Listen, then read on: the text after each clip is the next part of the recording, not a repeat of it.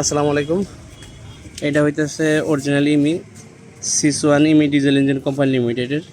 এটা হচ্ছে importer Chittagong builders. এখন অনেকে প্রশ্ন করেন ভাই, অনেক কোম্পানি তো ইমি বিক্রি করে, অরিজিনাল ইমি চেনার উপায় কী?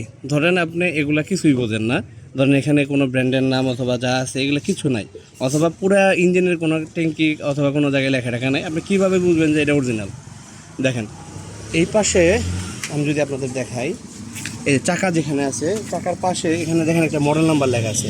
আর মডেলের পাশে আমি যদি দেখাই, এই যেখানে খোদাই করে দেখেন একটা নাম্বার লেখা আছে, যেমন এটা হচ্ছে EM50614Y2।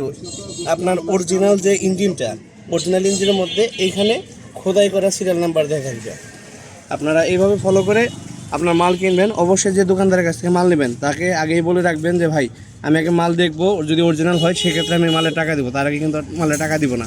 তাহলে আপনারা এইভাবে প্রতারণার হাত থেকে রক্ষা পাবেন।